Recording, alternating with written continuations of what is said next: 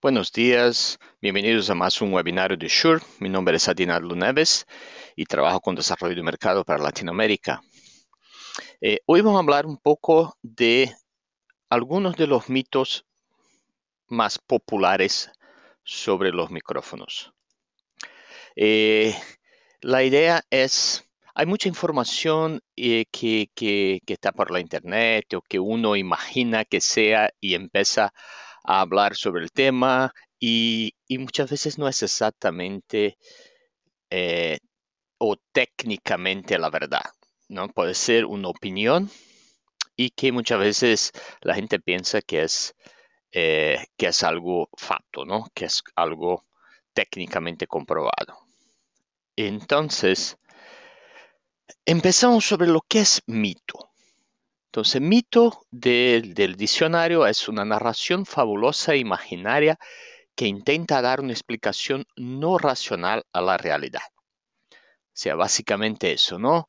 Eh, por ejemplo, hay los mitos griegos, los mitos egipcios, los mitos incas, mayas, son historias que dan una narración fabulosa como el dios de la lluvia o algo así para una explicación eh, no racional a la realidad, ¿no?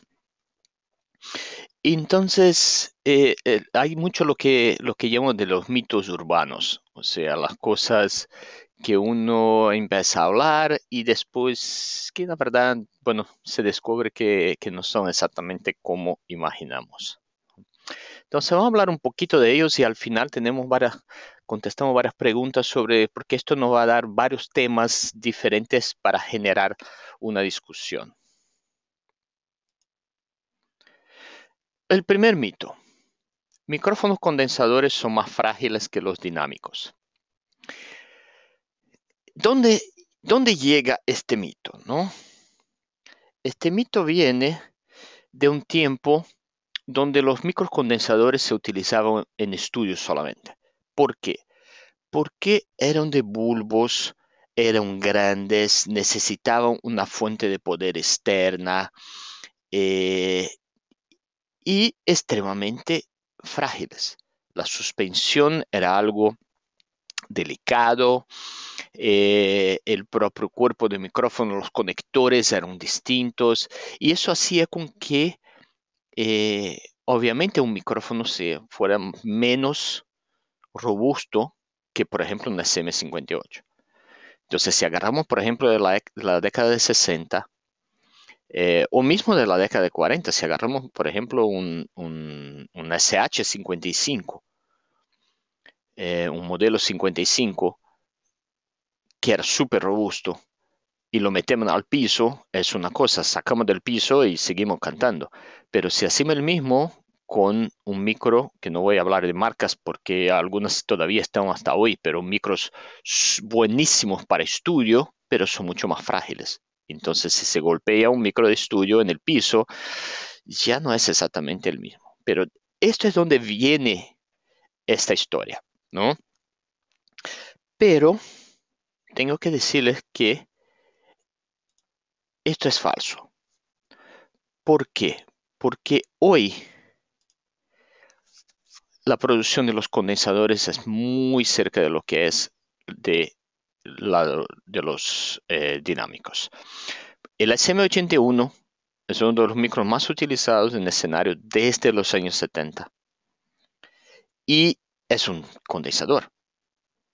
Entonces pasa por las mismas pruebas de humedad, de choque, de todo dentro de Shure, dentro de la fábrica, que pasa un SM58.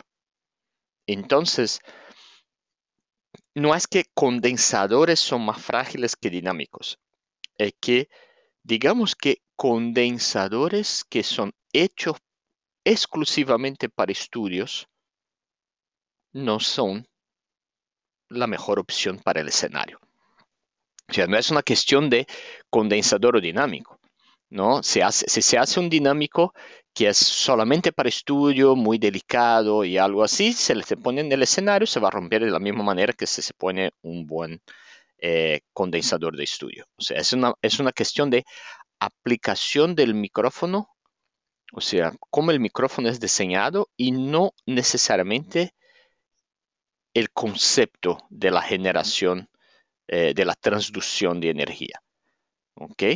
Entonces, para los que no tienen muy claro la diferencia del dinámico para el condensador, el dinámico son micrófonos que utilizan el principio del parlante, el principio de una bobina que está dentro de un campo magnético y el diafragma está conectado físicamente a esta bobina. Entonces, mientras hablo, el diafragma se mueve moviendo la bobina dentro del campo magnético, eso genera sonido.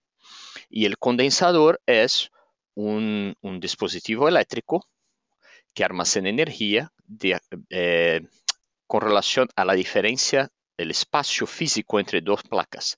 Entonces, si yo uso una de estas placas como un diafragma, mientras hablo, esta distancia minúsculamente se cambia y esto dentro de un circuito altera las características del circuito. Okay. Un otro punto importante que ha hecho los condensadores estar más utilizados en escenarios hoy es el tema de la miniaturización. Son mucho más pequeños que los antiguos. Y el tema de la popularización del Phantom Power. El Phantom Power es que esto es la alimentación para los micrófonos condensadores. Los condensadores necesitan una alimentación. Entonces, en la mayoría de las consolas hoy hay 48 voltios entre los pinos 2 y 3 y el Terra y el pino 1. Entonces, esto hace con que el micrófono agarre la alimentación. Y como esto está, ese es algo interesante porque hace 10 años o 15 años, las consolitas pequeñas no venían con Phantom Power. Pero hoy los condensadores son tan populares en escenarios y en aplicaciones de bajo presupuesto que mismo las consolas más pequeñas ya vienen con Phantom Power de 48 voltios. ¿Ok? Entonces hoy, por ejemplo, eh, si hablamos de opciones de condensadores para el escenario, el Beta 87 es uno de los micrófonos más utilizados en escenarios, tanto en la versión con cable como esta que está en la ilustración, como la versión inalámbrica de la cápsula. Y obviamente es condensador. El KSM9 es un condensador de altísima calidad para escenario y también tiene la versión con cable y la versión cápsula para inalámbrico.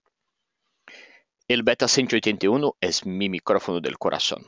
Si dame un único micrófono para hacer un show, yo lo hago con el Beta 181. Grabo todo, completamente todo. El Beta 98, mira, un micrófono para ton, para redoblante y es condensador. El SM81, que es el campeón de los escenarios como micrófono de overheads, de platillos y todo. Y el KSM137, que sería una versión más fina del SM81, que también hoy es súper utilizado en el escenario. Entonces, esos son micrófonos que sí hoy están presentes en los escenarios más famosos del mundo y son condensadores y la gente sale de gira con estos micrófonos por meses y meses y todo súper bien.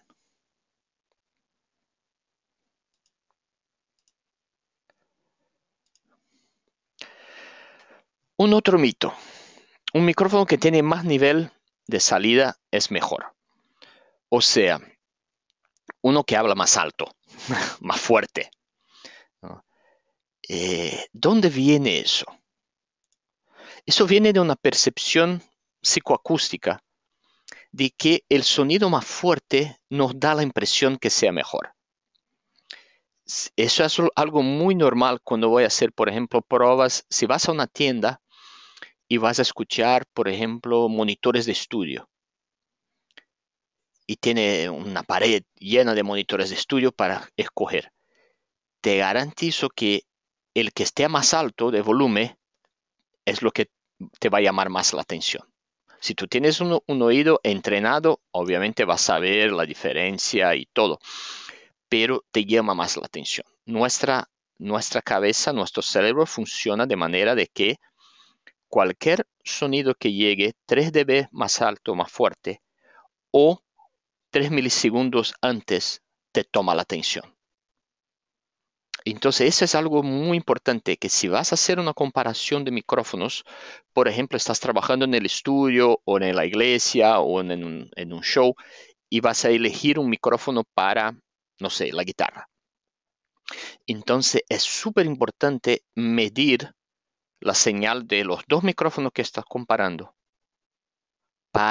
con un tono, por ejemplo, para que los dos tengan el mismo volumen, la misma percepción de volumen. ¿Ok? Para que cuando compares, mm, tu, tu, tu cabeza no va a estar más para el lado del más fuerte, pero sí vas a analizar otras características. Específicamente, cuando estamos eligiendo un micrófono, vamos a prestar atención en el timbre. El timbre es una de las cosas más importantes cuando vamos a elegir un micrófono, ¿no? Definición de timbre es el contenido armónico, o sea, la respuesta en frecuencia del micrófono. Este mito, entonces, obviamente es falso. Y la sensitividad, que es la medición de cuán fuerte suena el micrófono, ¿ok? Depende también del nivel de presión sonora de la fuente. O sea, para elegir un micrófono con más sensitividad o menos sensitividad, tenemos que saber cuán fuerte la fuente sonora va a ser. El micro que lo uso, por ejemplo, para un redoblante o para una bocina de Marshall de guitarra en un escenario, no tiene la misma característica de sensitividad que lo uso para un micrófono del coro. O puede hasta ser que sea, porque hay micrófonos con rango dinámico muy amplios, pero son aplicaciones distintas, ¿no? Y una característica, son algunas características de los dos lados, ¿no? Cuando voy a elegir un micrófono que tiene poca sensitividad. Por ejemplo, muchas veces cuando ves un micrófono que es específico para trompeta, es porque especialmente se pone un micro a frente de la trompeta con el soporte de la campana. La presión sonora es altísima. Llegamos 120, 130 dBSPL. Okay. Ahí, en este punto, ¿no? A 10 centímetros de la campana. Y el micro tiene que aguantar esta presión. Específicamente si estamos hablando de microcondensador. Ese es un punto importante de hacer una distinción con relación a la importancia de la sensitividad con micros condensadores y con micros dinámicos. El micro dinámico no distorsiona. O sea, el micro en sí no distorsiona. ¿Ok? Entonces, no es problema poner un micro que sea muy sensible, que tenga una sensitividad alta, porque no va a distorsionar. Pero un condensador sí. Un condensador podemos distorsionar el micrófono. Entonces, si estás en la consola y se pone un micrófono a frente de un Marshall o de algo que sea muy, muy fuerte y ves que saca toda la ganancia de la consola, pero sigue distorsionando, es el micrófono que está distorsionando. Entonces, hay que o atenuar el micrófono o ponerlo más lejos. Pero obviamente sabemos que poniendo un micrófono más lejos ya tenemos otros problemas, que es justamente el problema de captación de sonidos indeseables. ¿Qué es lo que pasa también cuando tenemos mucha sensitividad? Si ponemos un micro extremadamente con una sensitividad súper alta para grabar un coro y el coro está a 1 metro del micro, está bien. pero hay que tomar mucho cuidado con todo que es el sonido que venga por detrás del coro. Si estoy usando un cardioide, el cardioide está apuntado para el coro.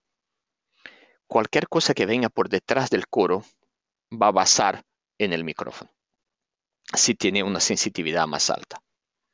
Entonces siempre, obviamente hay los bandidos normales a las grabaciones de coro, que son la batería o amplificadores de guitarra o monitores, pero también otras cosas que hay que ver. Por ejemplo, el peor que te puede pasar si estás grabando un coro muy suave es que uno, por ejemplo, cambie la página de su libreto. Entonces vas a escuchar ok, entonces cuanto más sensitivo el micrófono, más los ruidos va a agarrar los ruidos. Nuevamente, en términos de comparación de sensitividad, cualquier sonido que llegue 3 dB más alto llama su atención. Entonces, cuando vamos a comparar dos micrófonos, hay que tener certeza de que están lineares. ¿Ok? De la misma manera que un sonido que llegue 3 dB, 3 milisegundos antes te llama atención. Entonces, si los micros están ubicados en distancia diferente a la fuente sonora, también te va a llamar la atención. ¿Ok? Algunos ejemplos de presión sonora y instrumentos. Entonces, esto cuando busca en la internet va a encontrar varias informaciones sobre eso. Pero básicamente vas a ver que casi todos están entre 80 y 100 dBSPL. Algunos te dan más de 100 dBSPL, por ejemplo, los instrumentos de la batería, el piano dependiendo, ¿ok? Acá no hay amplificadores de guitarra, hay guitarra, pero guitarra acústica. Pero obviamente los amplificadores de guitarra, como utilizan electricidad y tienen su amplificador, realmente puede llegar a niveles de presión sonora altísimo.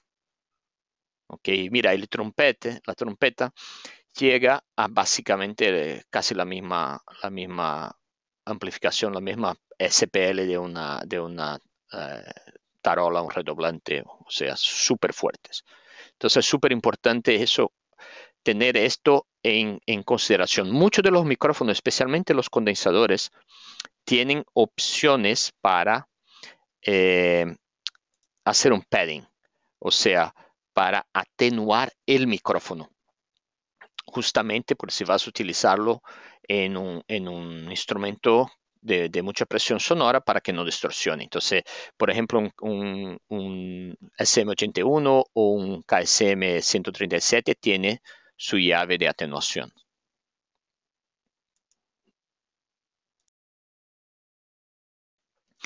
Ese es un mito más moderno, ¿no? El USB no suena tan bien como análogos. O sea, el micrófono USB no suena tan bien como los micrófonos análogos. ¿Dónde viene eso? Esto viene de un tiempo, que no hace mucho tiempo, que los conversores análogos digitales no tenían mucha calidad, especialmente los de bajo presupuesto. Yo empecé mi carrera en audio trabajando con workstations, ¿no? con sistemas de grabación. Y realmente los primeros convertidores, si agarras de las primeras grabadoras digitales, el conversor análogo digital era terrible. Entonces, y para tener un conversor bueno, tenía que pagar mucha plata.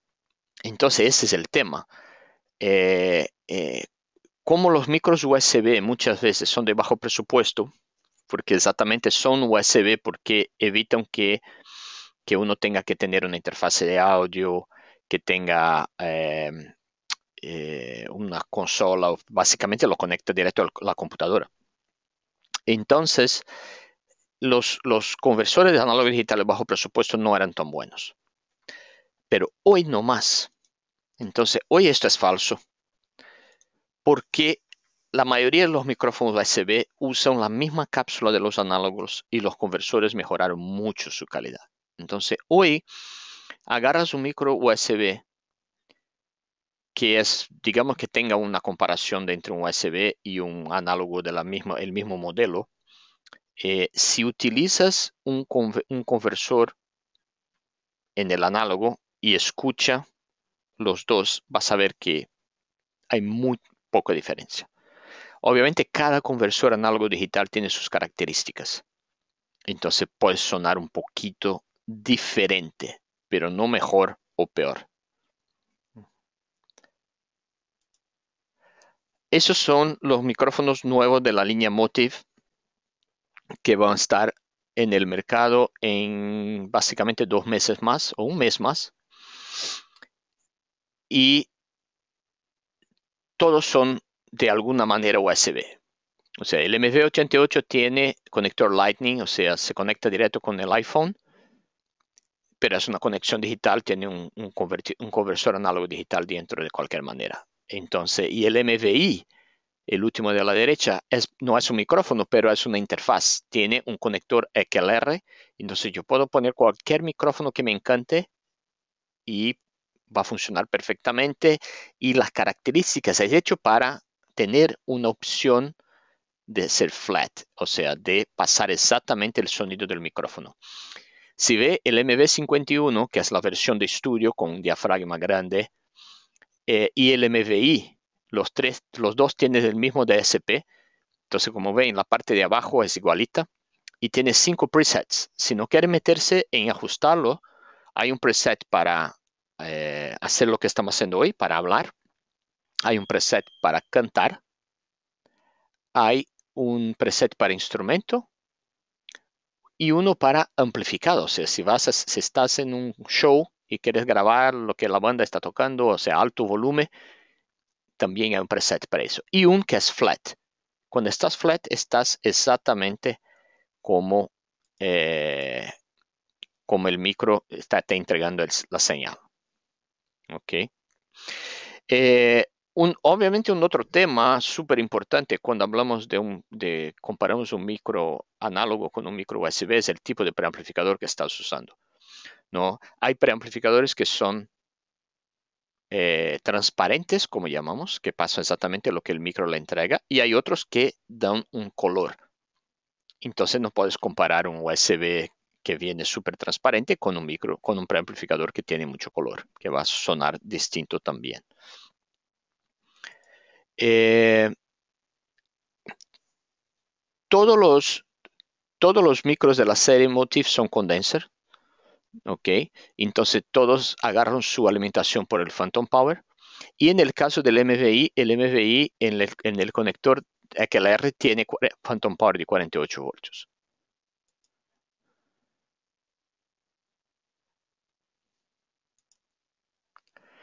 Ajá, este es uno de los mitos más populares.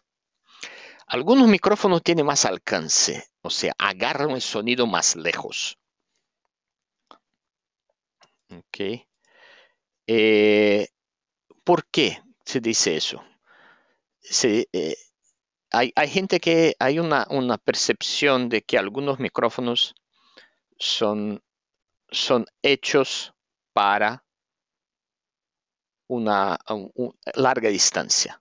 O sea, la verdad, un micrófono es un micrófono. El tipo de captación lo va a aislar o más o menos una distancia, el sonido a una cierta distancia. Entonces, esto mito viene de los shotguns. Los shotguns son micrófonos extremadamente direccionales. Entonces, lo que sea, para quien no sabe, los shotguns son los bien largos que se utilizan en canchas de fútbol o en los palos de boom. Ellos son micrófonos extremadamente direccionales, entonces aíslan mucho lo que está al lado del micrófono y valorizan lo que viene por la frente. Pero no es por eso que el micrófono agarra el sonido más lejos, es simplemente baja el ruido que está al lado. Ok. Esto es falso porque la calidad de audio depende de la relación señal-ruido. Entonces, cuanto más alto mi fuente sonora, cuanto más fuerte mi fuente sonora fue comparado al ruido, más identificación, más claro va a ser el sonido. Entonces, ¿por qué un shotgun te parece que estás agarrando el sonido lejos? Porque es el más opuesto que existe a un omnidireccional. El omnidireccional, como capta en todos los sentidos, digamos que esté en una cancha de fútbol y quieres agarrar la patada del tiro de esquina. Entonces lo utilizan los shotguns siempre apuntados al balón. Pero ¿por qué te ayuda eso? Porque como el micrófono es muy direccional, no se va a escuchar la porra, no lo va a escuchar el público, ¿no? O el técnico gritando o lo que sea. Va a escuchar básicamente lo que viene en la dirección del micrófono. O sea, si el jugador, mientras dale una patada en el balón, saca un grito, el grito va a salir en el micrófono de la misma manera, porque viene del mismo sentido. ¿Okay? Si el juez, el árbitro, se para a frente del balón, empieza a hablar o a gritar con el jugador, el micro va a captar de la misma manera. O sea, no existe un micro que capte el sonido más lejos o más perto o más cerca. Él capta siempre de la misma manera. El tema es que cuanto más lejos deseo captar el sonido, más bajo el ruido tiene que ser. Por eso que los shotguns nos ayudan mucho a aislar el ruido. No sé si quién ya vio un operador de boom o quién ya trabajó como operador de boom en televisión, sabe que uno que está operando un shotgun tiene siempre sus audífonos y busca la mejor ubicación. ¿Por qué? Porque cualquier movimiento en el palo va a cambiar para dónde el shotgun está apuntado y así cambia el sonido. Y obviamente el shotgun tiene que estar bien alto porque tiene que estar fuera del cuadro de la cámara. Entonces es súper importante eso. Si necesitas aislar el sonido y captar algo que esté más lejos, el que esté más lejos obviamente tiene que estar más alto do que el ruido, independiente del nivel de ruido. Okay. Independiente. Si uno ya lo he captado, por ejemplo, me pasó el otro día que tuve que captar unos zapatos de flamenco. Entonces había unas bailarinas de flamenco en el show y necesitaba grabar el ruido de los zapatos en el piso. Lo puso 2 micros cardioid apuntados para el piso. Bien, pero todo que viene en la dirección del piso llegó junto. Entonces, toda la parte, todos los monitores que estaban cerca, otros instrumentos, lo que sea, viene junto. No hay cómo aislarlos. Como decimos, no hay micrófono con mira láser. No hay micrófono de sniper. ¿Ok? Entonces, algunas reglas básicas para ganar la mejor relación señal-ruido es que utilice los micrófonos con el patrón polar ideal. Entonces ahí arriba a la derecha tengo la comparación de un micrófono cardioid con un micrófono supercardioid, o sea, un SM58 contra un Beta 58. Entonces el SM58 tiene su punto de menor captación a 180 grados. Entonces buenísimo para usar cuando tienes uno solo monitor en la posición realmente a frente del cantante. El Beta 58 ya es mejor cuando tienes los dos monitores y el cantante en el medio de los dos monitores. porque el punto de menor captación está a 120 grados y no a 180 grados. Porque para cerrar más la captación delantera, se crea una colita, un poquito de captación a 180 grados. ¿Okay? Entonces, y el supercardioide es mejor para captar sonidos más lejos, porque es más cerrado. Pero hay que tomar cuidado con el patrón polar, con la captación. ¿Okay?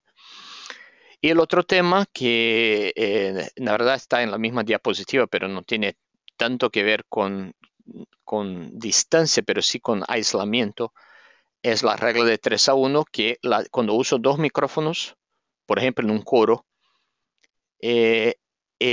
los micrófonos tienen que estar alejados 3 veces, en una distancia que sea 3 veces mayor do que la distancia del micrófono a la fuente sonora.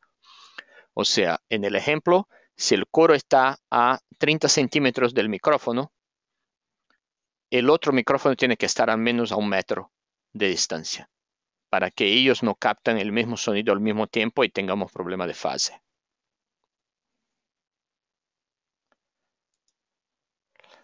Ajá, entramos en los inalámbricos. El último mito es un mito de inalámbricos. Con inalámbricos existen frecuencias libres de interferencia.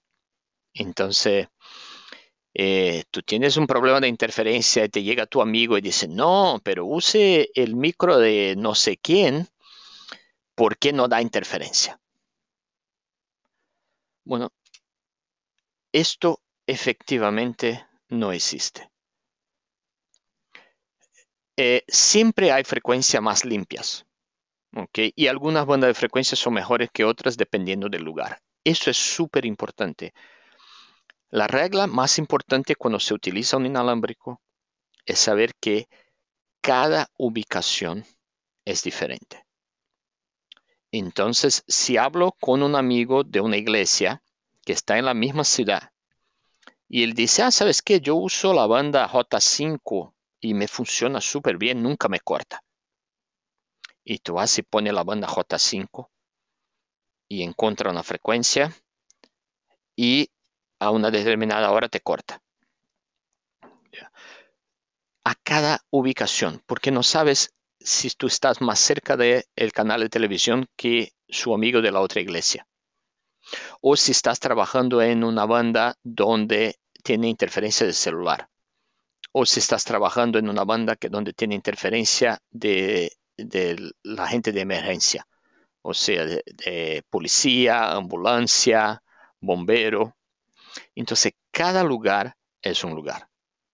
Entonces, el secreto para que no te corte, que no tenga interferencia en inalámbrico, es hacer una buena coordinación de frecuencia. ¿Okay? Si alguien quiere saber de coordinación de frecuencia, nosotros tenemos un webinar sobre eso. Y también el 22 de este mes, voy a dar un webinar de coordinación de frecuencia para Infocom. Entonces, es un webinar muy parecido con lo que hacemos normalmente, pero lo voy a dar bajo el control de Infocom, el 22. Eso debe estar en la página de Infocom en español.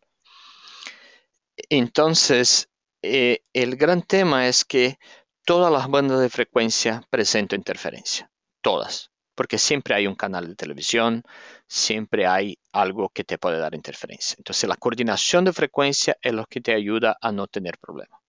Y la coordinación de frecuencia puede ser la más sencilla posible. Por ejemplo, el barrido que hace el propio equipo. Entonces, tenés un equipo, pone para hacer un barrido, él va a verificar si la frecuencia si hay una frecuencia más limpia que otra y decirte, bueno, en este grupo tengo tantas frecuencias limpias. Y entonces puedes utilizar la frecuencia. O entonces, con el Workbench, por ejemplo, que es un software de nosotros, de Shure, que es gratis, de descarga gratis en la página de Shure, puedes calcular todas las frecuencias y si tienes un equipo de Shure que tiene conexión con red, puedes usarlo para hacer un barrido y hacer una coordinación de frecuencia más profesional. Pero el corte y las interferencias están siempre relacionadas con el ruido de RF comparado con la amplitud de la señal de RF. Entonces, básicamente acá tengo el mismo micro en tres condiciones distintas de ruido.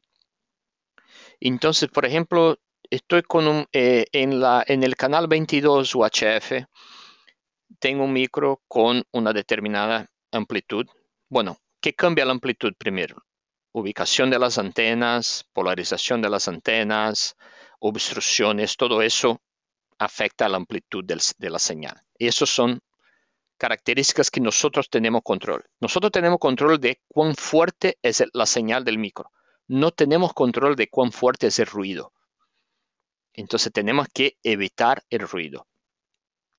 Entonces digamos que los tres micros están utilizando, están en el mismo escenario, utilizando las mismas antenas, con los mismos receptores, y lo pongo en el canal 22 que no tengo ruido. Estoy con el mínimo de ruido posible.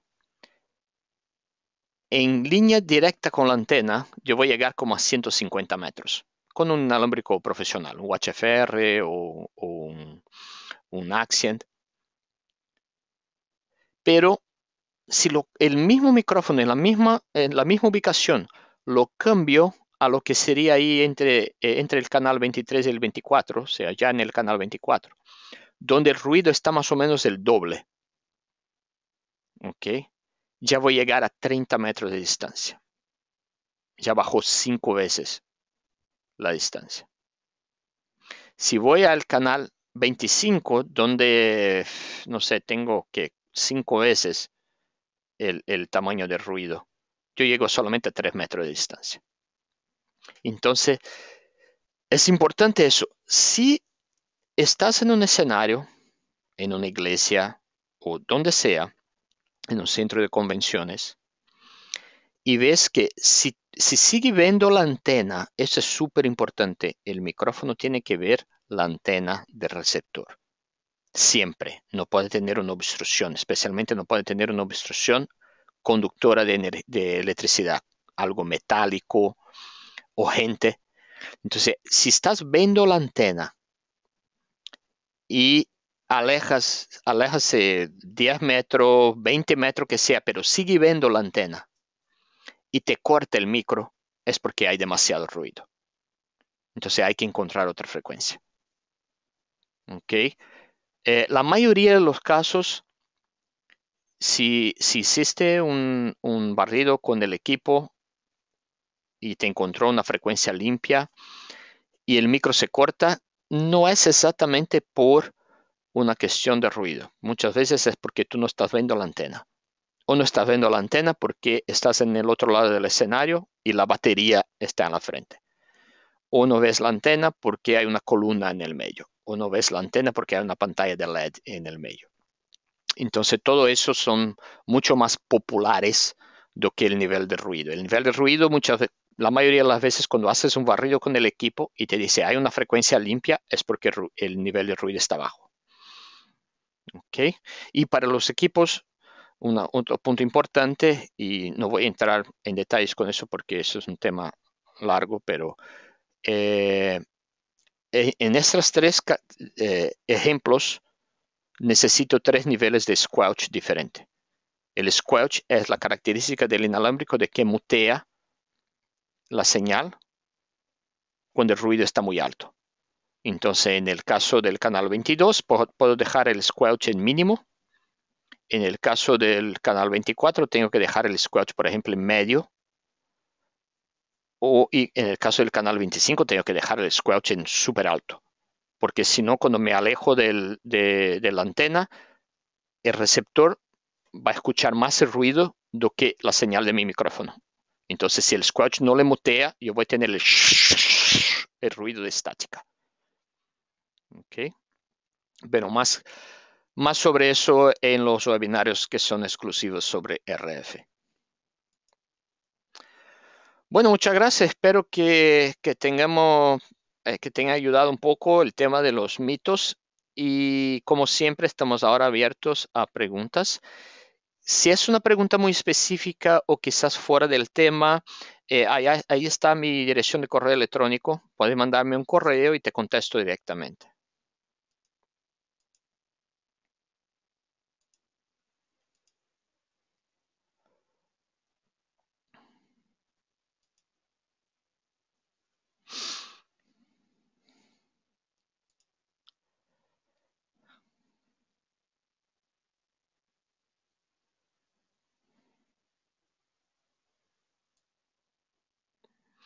Me pregunta César de que se puede decir que si se tiene un micro de diafragma hipercardioide, o sea, de cápsula hipercardioide, puede tener una relación de captación más lejana de que cuando tienes un cardioide o un omnidireccional.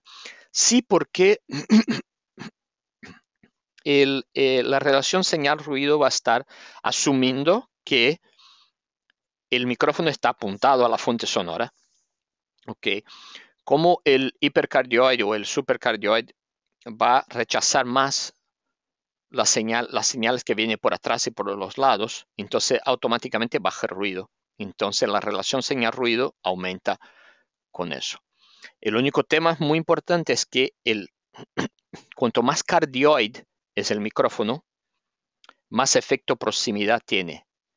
Entonces, si llegas muy cercano de una fuente, entonces el grave viene muy alto, muy fuerte. Hay que tomar un poco de cuidado con eso, pero sí, cuando estás alejado, un supercardioide te ayuda más.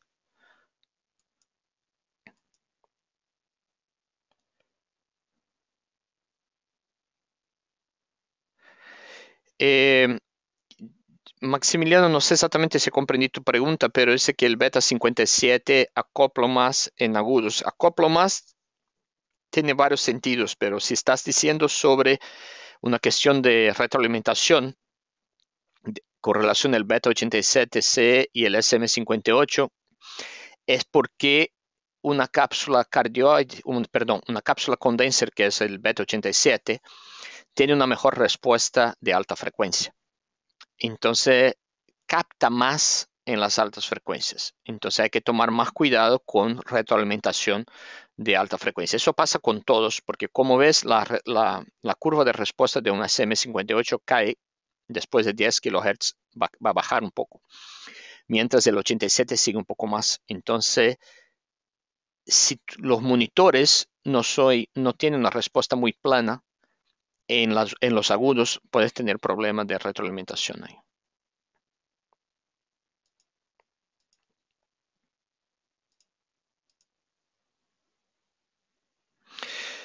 Pregunta Ronnie, la impedancia de los micrófonos y cuál su importancia. Hoy en día no se habla más en impedancia de micrófono. Por impedancia de micrófono se hablaba mucho en el tema antes, cuando los micrófonos no eran padronizados con conector XLR. Hoy en día cualquier micrófono que tenga una conexión XLR y que sea balanceado, automáticamente es de baja impedancia y te va a funcionar perfectamente con cualquier consola. Si es un micro especial que no trabaja con XLR, entonces tiene que ver exactamente cuál la impedancia para casarlo. Básicamente la regla es sencilla. La impedancia donde vas a conectar el micro tiene que ser 10 veces más alta do que la impedancia del micro. Básicamente es eso. Pero no hay que preocuparse con impedancia si el micro tiene un conector XLR o una salida balanceada.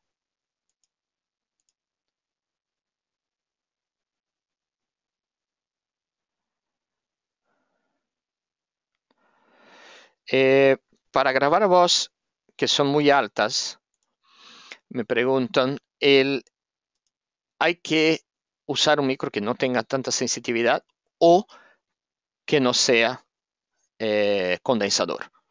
Si realmente va a tener no sé, un pastor gritón o un político, la gente que le encanta gritar y meter el micro en la boca, el SM58 es la mejor solución, porque el SM58 va a sonar más natural porque no tiene tanto efecto proximidad como un beta, por ejemplo. Y no es un condensador que no tiene riesgo de saturar el micro.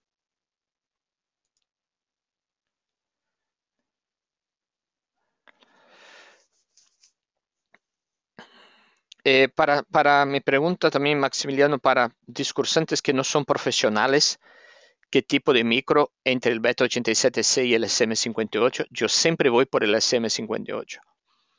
El SM58 es tan versátil que te ayuda mucho más, porque si uno no tiene experiencia, él puede hacer los dos, puede tanto alejarse demasiado del micro, como puede meter el micro en la boca, y eso, si es un 87C, puede ser que distorsione, y no necesitas las características buenas del 87C, que son la respuesta de alta, que justamente para una voz de una cantante que suene más natural, o sea, si es para discurso, siempre es M58.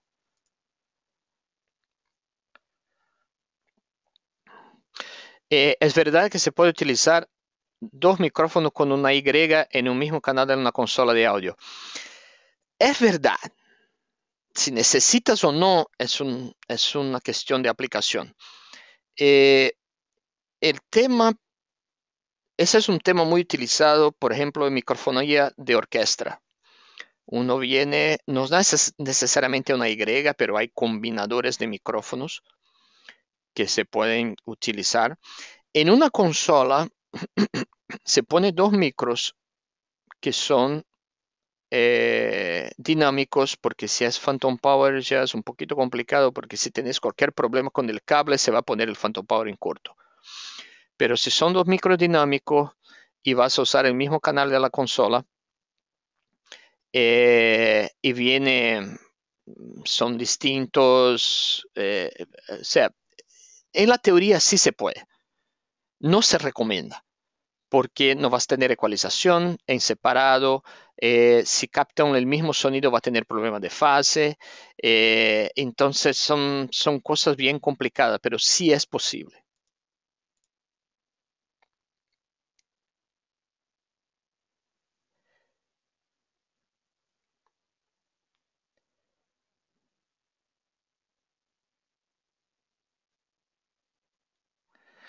Me pregunta Alex que si la característica del timbre está importante, supone que existe un micrófono más adecuado para quien de acuerdo con el timbre.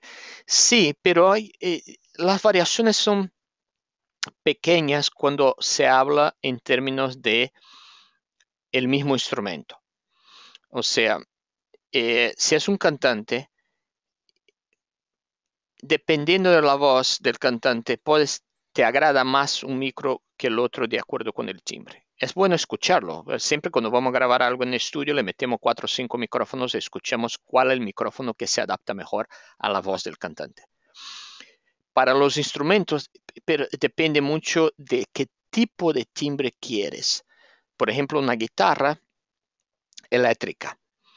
Si quieres un sonido más clásico, por ejemplo, más Carlos Santana, más David Gilmour, ¿ok? Por usar un Beta 181 que es un micro más limpio. Si quieres un sonido más metálica, más heavy metal, puedes poner un Beta 27 que es un supercardioide pegado en el amplificador y viene el sonido gordo. Cuando viene con el grave de la guitarra, el grave de la guitarra viene bien gordo. Entonces, por eso que depende mucho del tipo de sonido que quieres dar al instrumento.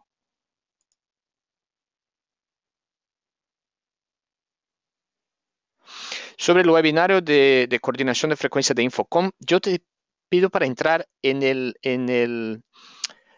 sitio de Infocom, que es infocom.org, www.infocom.org, infocom.org, y entonces debe tener ahí la información, va a la página en español y debe tener la información de los webinarios. Eso no es un webinario organizado por nosotros. Nosotros damos el webinario. John lo hizo ayer en portugués y yo voy a hacer el 22 en español. Mi pregunta es para grabar una voz muy fuerte, el de un dinámico o un condensador. Si puedo probarlo, dependiendo del ambiente y dependiendo de lo que tipo de voz es, yo puedo usar un condensador, pero si no hay cómo probarlo, por ejemplo, es al tiro, vas a poner un micrófono y sabes que el tipo puede empezar a gritar, un dinámico siempre, porque no importa cuánto grite, el micrófono no va a distorsionar.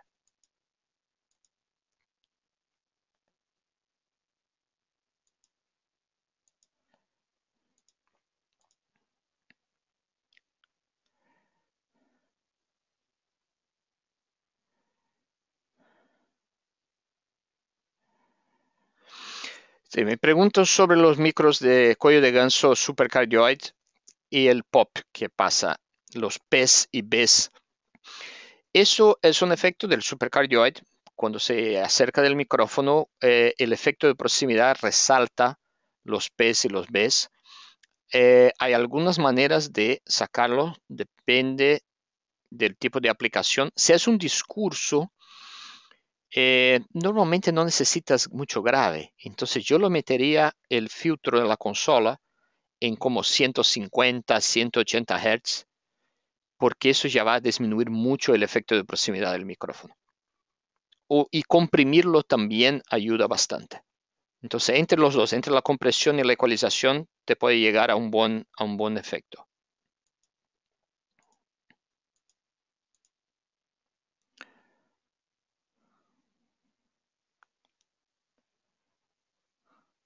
¿Qué tipo de padrón polar es el más adecuado cuando el artista se moviliza ampliamente en el escenario?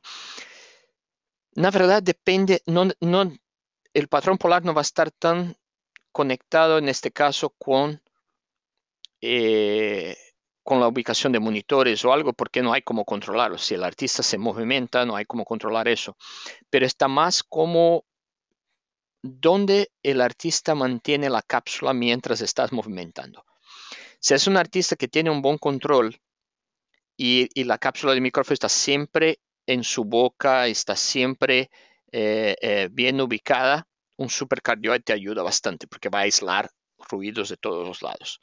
Si el artista la movimenta la mano, entonces un cardioide te ayuda más.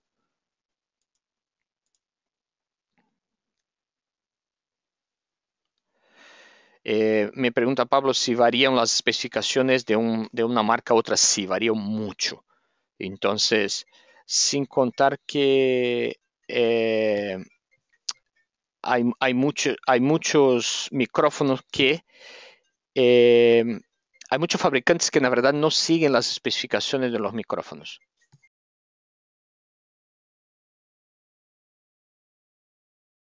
Entonces, muchos fabricantes, eh, especialmente de micrófonos de bajo presupuesto, muchas veces no tiene o no pasan los micros por una evaluación en el laboratorio para tener una característica ideal, o si pasan los equipos no son, porque si, muchas veces un micro de bajo presupuesto, especialmente de proveedores que solamente hacen micros de bajo presupuesto, no voy a invertir mucho en una cámara anecoica o algo que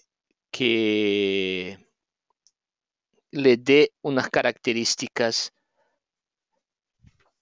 confiables.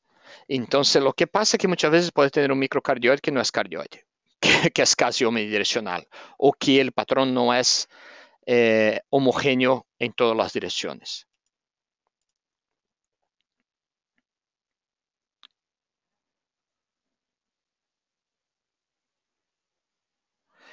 Eh, me pregunta el tema de conectar un micro con cable XLR a una línea de un cuarto. Hay dos temas, depende mucho de lo que dice con línea de un cuarto. Si es un cuarto TRS, sigue siendo balanceado, no vas a perder balanceamiento. Si es un cuarto mono, el ideal es que utilice un desbalanceador, que es un circuito que va agarrar las dos señales y ponerlo en un conector mono. Porque si básicamente sacas, por ejemplo, si saca el pin 2 del micrófono balanceado, el sonido baja en 6 dB. Entonces vas a perder intensidad. El otro tema depende de dónde estás conectado. Si conectas un micro a una entrada con plug de 1/4 y es una entrada de línea, no tienes el preamplificador de micrófono.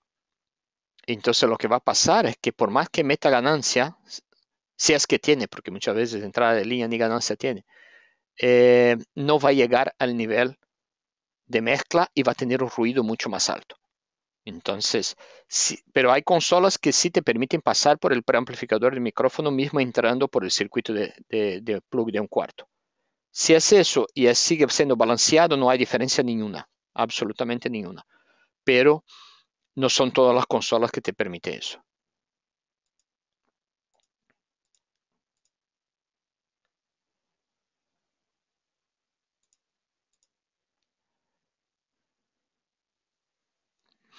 ¿Qué ventaja tiene invertir la fase de los micrófonos? ¿Cuándo se recomienda eso? Bueno, hay que utilizar el equipo más importante de un sistema de sonido, los oídos. Entonces, la inversión de fase, que en verdad es una inversión de polaridad, no una inversión de fase, de las consolas te ayuda a arreglar rápidamente ciertos problemas de fase, pero hay que pensar que si tienes dos micrófonos, por ejemplo, en el caso de un redoblante, uno arriba y uno abajo, y ves que hay una frecuencia que no está cierta, o básicamente bate la polaridad, inverte la polaridad y ve cuál de los dos te gusta más el sonido. Porque lo que va a cambiar es que va a cambiar qué frecuencias se suman y qué frecuencias se cancelan cuando invertes la polaridad. Entonces bate la polaridad y ves cuál te gusta más. ¿No? El equipo ideal para ajustar problemas de fase no es una inversión, pero sí es un delay. Entonces, si es una consola digital y tiene delay por canal, el delay es la manera cierta de arreglar problemas de fase.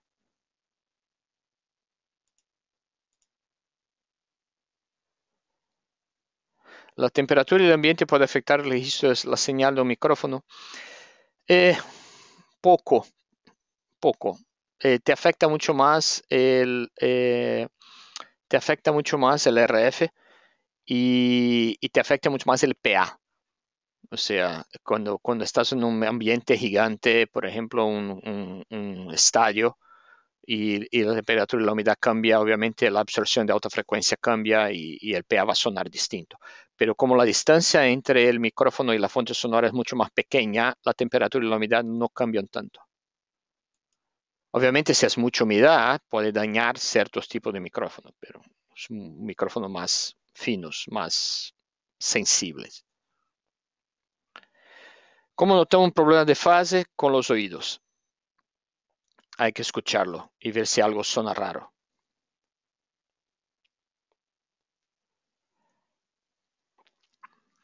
¿Qué micrófono recomiendo para eventos en uso en cámaras, sonido ambientales, música, conversaciones? Uh, Depende si quieres un estéreo o si quieres un mono. Si quieres un estéreo, hay una versión súper buena que se llama el VP88. En el sitio de Shure puede verlo. No es un micrófono barato, pero es un micrófono que le va a dar una captación fantástica. Para estar en la cámara y ser un shotgun que te dé una buena captación tanto para música como para voz y todo, un shotgun cortito, como por ejemplo un VP82. Porque cuanto más largo el shotgun, eh, cambia el sonido. Entonces el sonido se queda bien para voz, pero ya no tan bueno para música.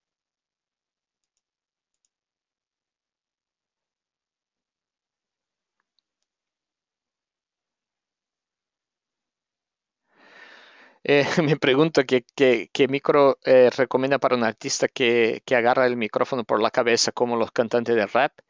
Bueno, cualquier micrófono va a ser malo con eso. Pero cuanto menos direccional fuera el micrófono, mejor. porque lo que pasa es que muchas veces cuando uno agarra el micro por la cabeza, tapas la entrada, disminuir la entrada de aire por la parte trasera, y ciertos micros no les gusta eso. El SM58 funciona muy bien con este tipo de cantante.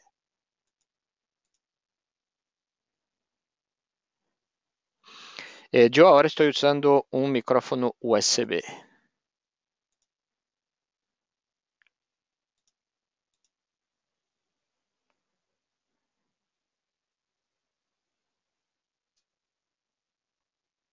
Me pregunto cuál es el riesgo de conectar micrófono dinámico y condensadores en la misma consola con todos los Phantom Power prendidos. Hay dos temas importantes con eso.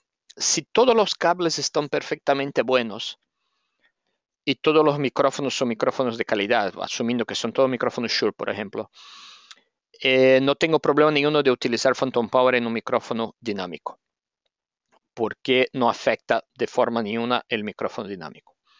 Pero si tengo un cable que está mal hecho, o si tengo un micro de bajo presupuesto que tiene 3 pines, pero en la verdad no utiliza los 3 pines o conecta uno con el otro, ahí sí tengo problema y puedo quemar el Phantom Power de la consola.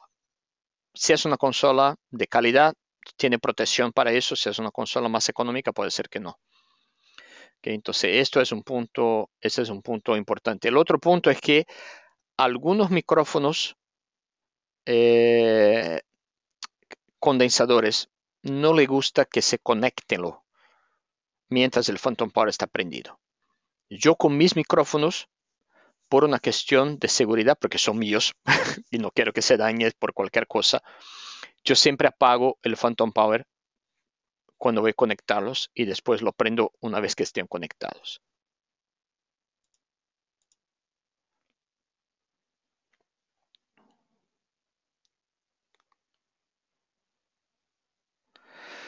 Con relación a condenser y dinámico, no hay diferencia ninguna entre captación de grave. Los dos captan grave sin problema ninguno. Es una cuestión de respuesta de frecuencia de cada uno de los micrófonos. Esa cosa de que el micro, por ejemplo, de batería tiene que ser un dinámico porque aguanta más el grave. No, hay muchos estudios que graban bombo de batería con micrófono condensador y suenan súper bien.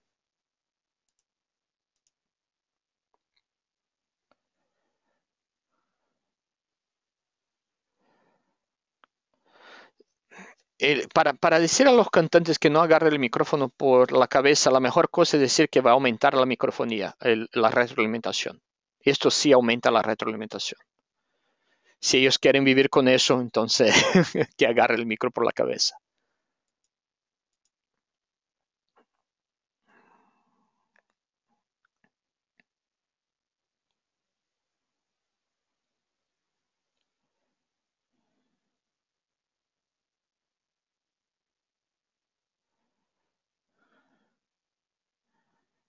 Eduardo, no comprendo tu pregunta. Si puedes preguntar nuevamente.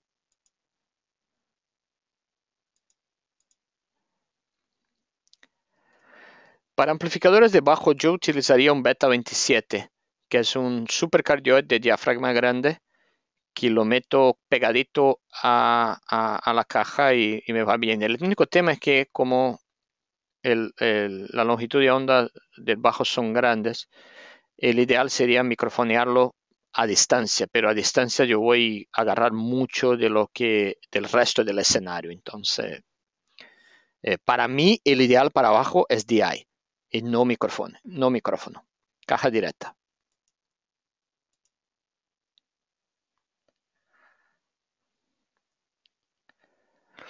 Un 55SH es un micrófono cardioide y básicamente todo lo que se aplica a una SM58 se aplica a un 55, o sea, no hay mucha cosa que darle el máximo rendimiento, o sea, es un micrófono muy listo.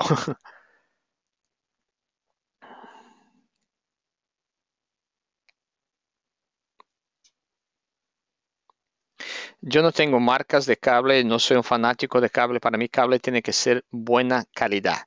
Un cable balanceado de buena calidad te resuelve los problemas. Los cables muy baratos son complicados.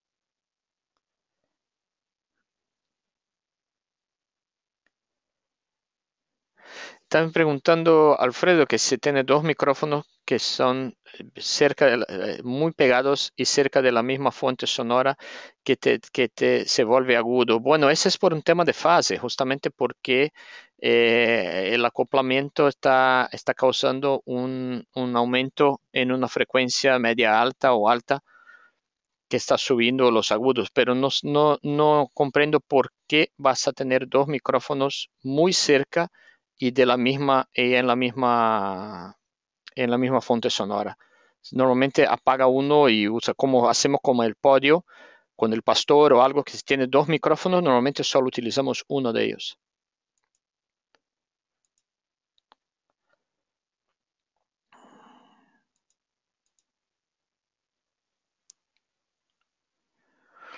Para aplicar en acordeón, yo tuve buenos resultados con dos micrófonos condensadores, uno para cada lado, en abertura como si fuera Orthoff, o sea, a 90 grados, ellos a 90 grados, apuntados uno para un lado y otro para el otro lado. Por ejemplo, dos Beta 181, dos KSM 137, funciona muy bien en el acordeón.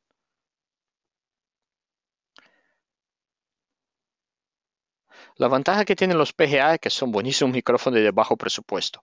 O sea, no hay nada especial en el PGA, pero son micrófonos superiores a lo que eran los PGs. Son muy cerca de lo que son los SM, los otros, y de altísima calidad y buen presupuesto.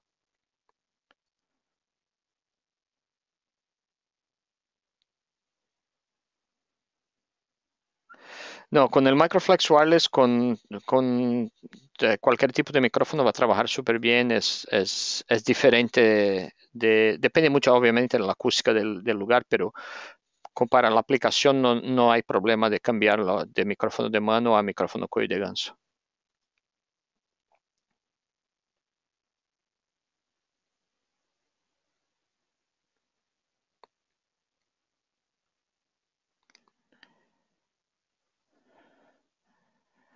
Me pregunta David si se puede conectar un micrófono que se usa Phantom Power de solapa y un inalámbrico en la misma grabadora de mano.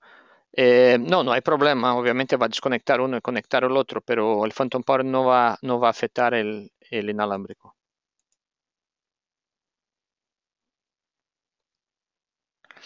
Se reduce la calidad, me pregunta si se reduce la cavidad convertir un micrófono alámbrico a inalámbrico utilizando un UR3 de Shure. No, de manera ninguna. El UR3 es un transmisor súper de alta calidad y cualquier micrófono va a trabajar súper bien de forma inalámbrico conectado a un UR3.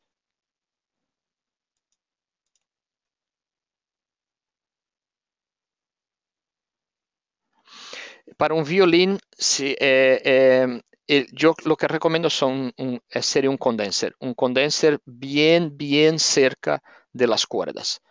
Entonces, especialmente si vas en vivo, ¿no? Si estás en un estudio, no hay problema, el ideal, la verdad, es que esté más alejado. Pero un condensador, porque una CM58 no va a te dar el mejor resultado en las agudas, en los agudos. El ideal sería algo si necesitas usarlo como micrófono de mano también, un Beta 87 ya te ayudaría bastante, que es un micrófono más económico y puedes usarlo tanto para vocal como para el violín. Si vas a usar un micrófono especialmente para el violín y va a estar en un soporte, yo utilizaría un KSM 137 o un Beta 181. Bueno, ya pasamos mucho del tiempo del webinario.